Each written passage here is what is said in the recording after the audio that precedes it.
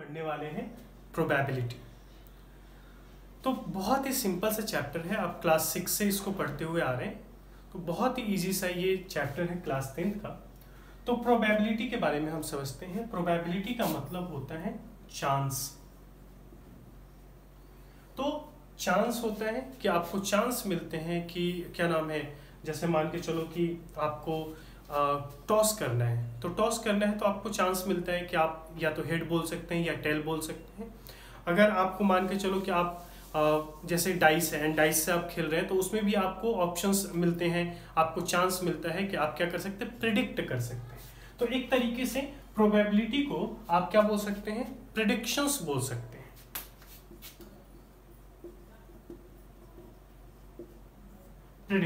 Prediction यानी कि भविष्यवाणी करना, प्रिडिक्ट करना कि ये ऐसा हो सकता है।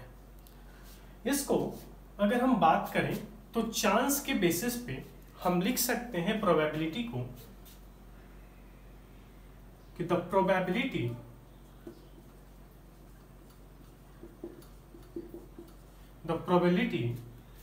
Is a number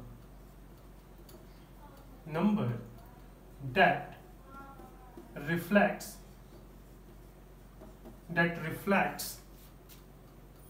the chance।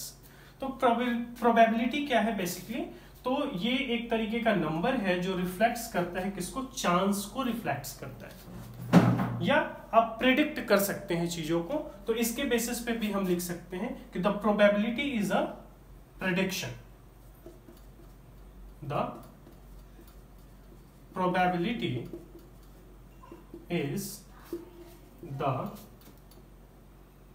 prediction एक तरीके से क्या है, अनुमान लगाना है, भविष्यवाणी करना है, जो हमारा प्रोबेबिलिटी है। साथ ही साथ हमें नेचुरल कुछ फेनोमेना को भी समझना होगा, जो कि यहाँ पर प्रोबेबिलिटी में हम क्या करते हैं, स्टडी करते हैं। जैसे नेचर के कई सारे फेनोमेना आप देखते हैं। एक जो होता है, अगर मैं आपको बोलूं कि जैसे सन का राइज होना, ठीक है, the sun rise in the east, यानी कि जो सूरज हुआ वो पूरब में होगा। या कोई एप्पल है तो उसके न्यूटन के सर पे गिरना, हमेशा कहाँ गिरेगा, न्यूटन के ही सर पे गिरेगा। जैसे कि आप अभी तक स्टडी करते हुए आए हैं, यानी कि जो भी कुछ होगा, कोई ऑब्जेक्ट होगा तो कहाँ गिरेगा, हमारे अर्थ पे ही गिरेगा, या जो इस अर्थ पे आया है उसको मरना ही है, ठीक है। तो इस तरीके के जो कुछ फेनोमेना हैं, इसको बोलते हैं डिटर्मिनिस्टिक फेनोमेना।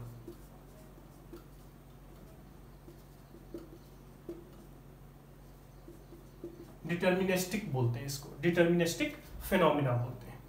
तो डिटर्मिनिस्टिक फेनोमेना में ऐसे होते हैं जो बिल्कुल क्या है, आप देखो तो निश्चित है, ठीक है ना, जो निश्चित है बिल्कुल।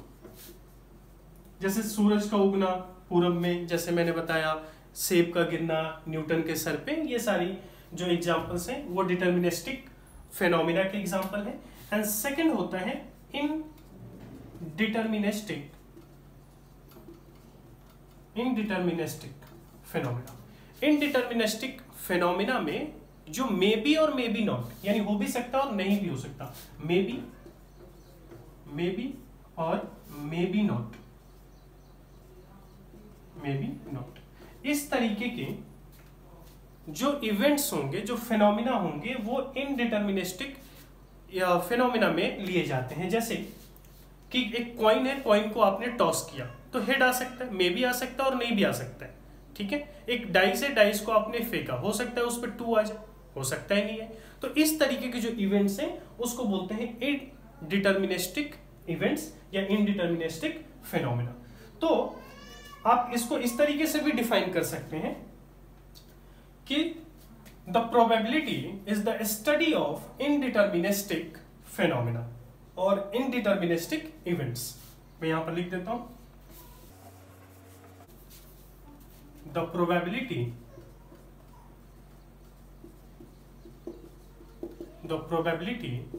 इज द स्टडी ऑफ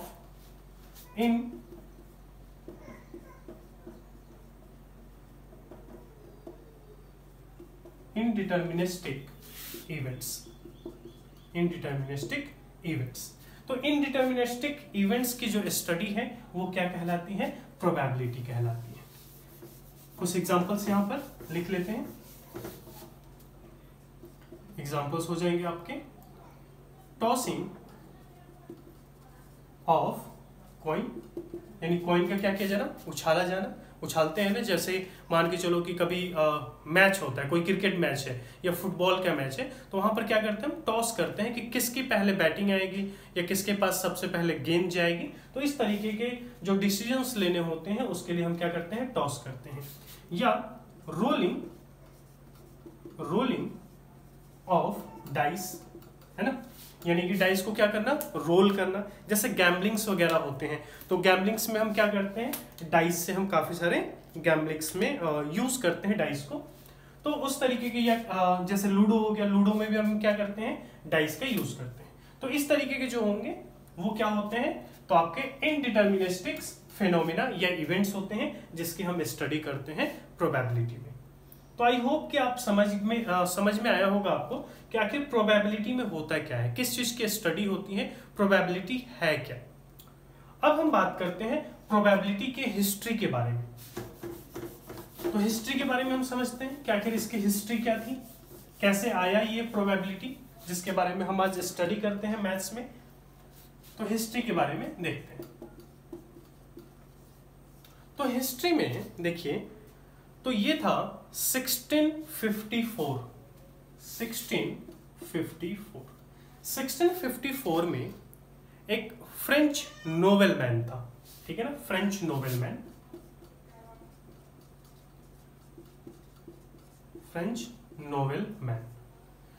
नोबेलमैन ना ही कहे तो ही बेहतर है, ठीक है। ये कौन था, जुआरी था एक, सही बताऊं तो नोबेलमैन नहीं, ये क्या था, एक जुआरी था, गैम्बलर था ये। और इस जुआरी ने क्या किया कि अपने एक नोबेलमैन के साथ मिल करके, यानी कि जुआरी के साथ मिल करके, और एक क्या किया, एक गेम खेला उसने। और उस गेम में उसने बोला कि आपके पास कितने 2 डाइस हैं, ये 1 डाइस हो गया एंड ये हो गया सेकेंड डाइस।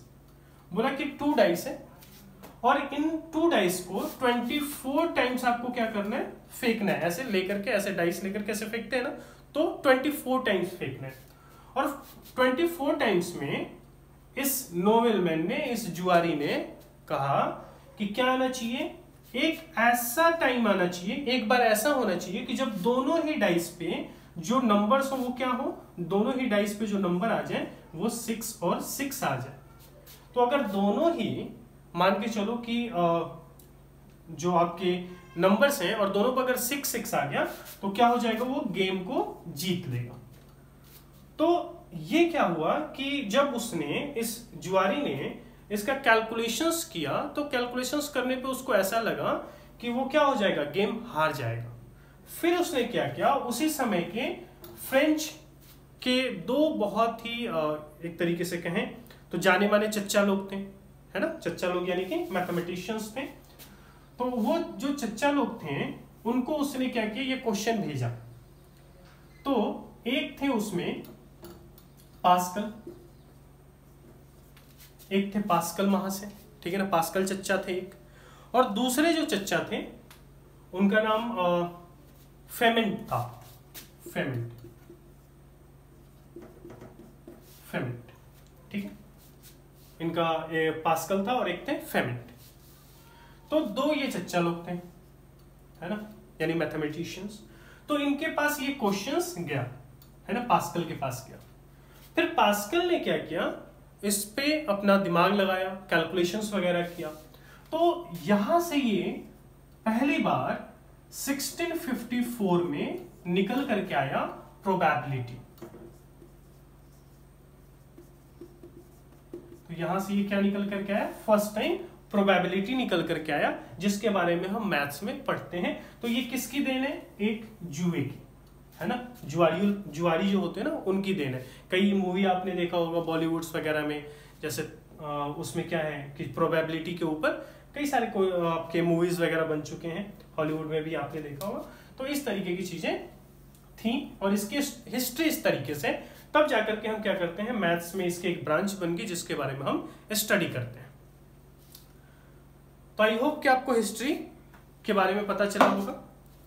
अब हम कुछ टर्म्स के बारे में समझेंगे, कुछ टर्म्स बहुत ही इंपॉर्टेंट हैं, उसके बारे में समझते हैं। प्रोबेबिलिटी के क्वेश्चंस को सॉल्व करने के लिए इन टर्म्स को जानना बेहद ही जरूरी है। तो पहला आता है, पहला टर्म्स है सैंपल स्पेस। सैंपल स्पेस जैसे लेट करो कि आपके पास एक डाइस है, आपके पास एक डाइस है, तो डाइस जब है तो डाइस पे क्या होता है कि डाइस पर 6 फेसेस होते हैं, है ना। कितने फेस होते हैं? 6 फेस। और ये 6 फेस पे कौन कौन से नंबर होते हैं? तो नंबर होते हैं 1 2 3 4 5 और 6, ये नंबर्स होते हैं। तो जब तुम डाइस लेकर के और डाइस को फेंकोगे तो क्या नंबर आ सकते हैं? इन्हीं में से कोई नंबर आ सकता है, या तो 1 आएगा, या 2 आएगा, 3 आएगा, 4 5 या 6 आ सकता है। तो अगर बोला जाए कि इसका सिंपल स्पेस लिखो, तो सिंपल सैंपल स्पेस इसका क्या होगा? सैंपल स्पेस यानी S इक्वल टू होगा 1 2 3 4 5 6। बहुत ही सिंपल सा है। जितने पॉसिबल आउटकम्स है ना, वही क्या कहलाता है? सैंपल स्पेस कहलाता है। एक और देखते हैं। आपके पास सपोज करो एक कॉइन है, ठीक है ना।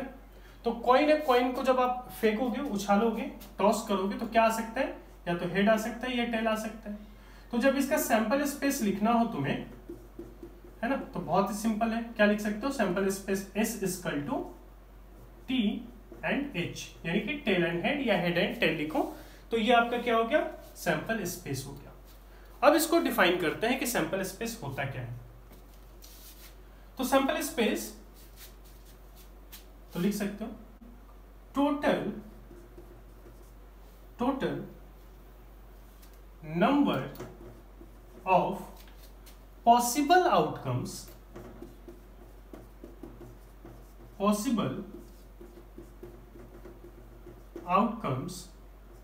Is called sample space. जितने भी पॉसिबल आउटकम्स होंगे कि जो आ सकते हैं, या तो 1 आ सकता है, 2 3 4 5 6, इसमें से कुछ भी आ सकता है। वैसे ही यहाँ पर हेड और टेल में से भी कुछ भी आ सकता है, ठीक है ना। तो उसी को क्या बोलते हैं? सैंपल स्पेस बोलते हैं। बहुत ही इजी सा ये एक टर्म है सैंपल स्पेस का। तो आप देख सकते हैं total number of possible outcomes is called sample space. Clear है? तो आई होप कि आप सैंपल स्पेस को समझ गए होंगे। अब नेक्स्ट टर्म को हम देखते हैं, जो नेक्स्ट टर्म्स हमें यहां पर यूज करना है।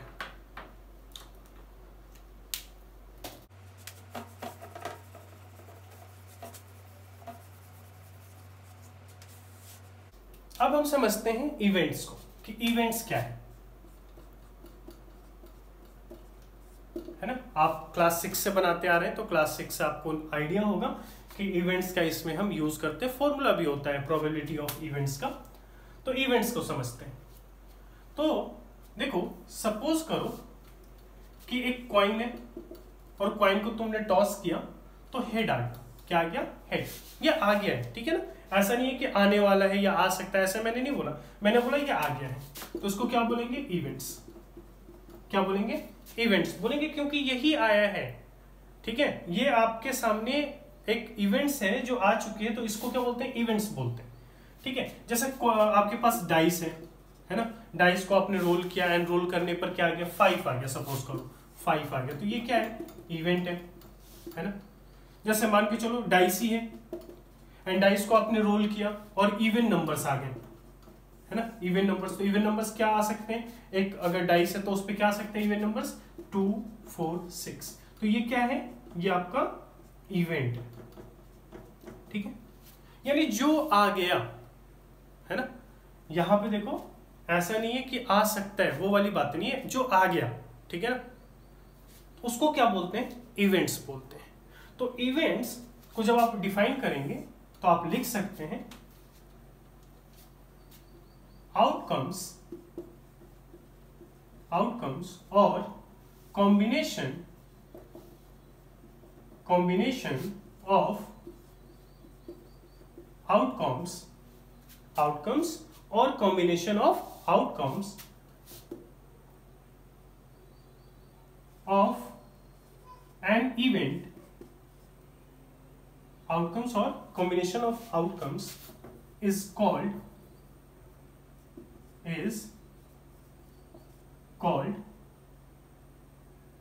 event, ठीक है। जो आउटकम्स आया या जो आउटकम्स का कॉम्बिनेशन है, जैसे देखो यहाँ पर 2 4 6 ये क्या है, कॉम्बिनेशन है, आउटकम्स का कॉम्बिनेशन है, 2 4 6 ये कॉम्बिनेशन है, तो इसको हम क्या बोलेंगे, इवेंट बोलेंगे। क्लियर है।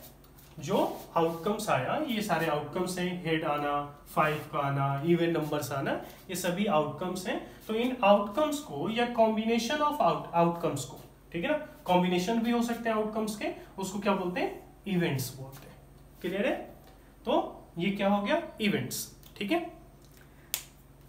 अब हम समझते हैं एक इसका जो फॉर्मूला है उसको समझते हैं, probability of an events, probability of an events.